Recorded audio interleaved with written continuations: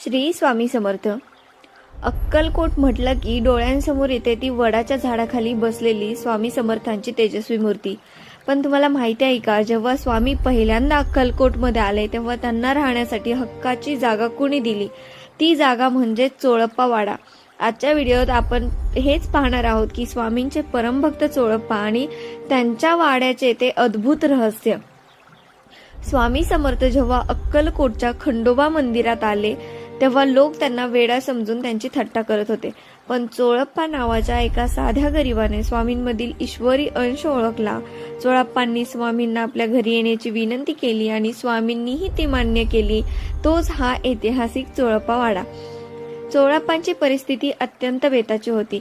घरात खाण्यापिण्याचीही भ्रांत होती। एकदा स्वामींकडे खूप पाहुणे आले। चोळप्पांच्या पत्नीला काळजी वाटू लागली की एवढ्या लोकांना जेवण कसे घालणार। स्वामींनी फक्त स्मित हास्य केले आणि सांगितले की भांडे झाकून ठेव। चमत्कार असा झाला की त्या दिवशी चोळप्पांच्या घरी जेवण कधीच संपले नाही। साक्षात अन्नपूर्णेने त्या वाड्यात वास केला होता। स्वामी कधी प्रेमाने वागायचे तर कधी रागवायचे। अनेकदा ते चोळप्पांना शिव्या द्यायचे किंवा मारतही असत, पण चोळप्पांना माहित होतं की हा स्वामींचा प्रसाद आहे।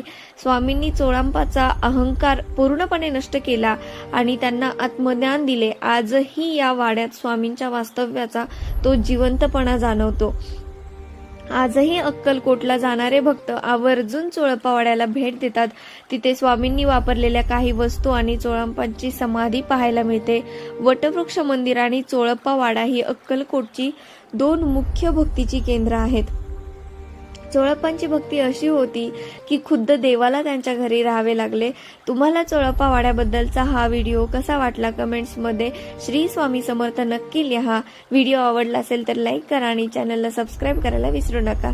श्री स्वामी समर्थ।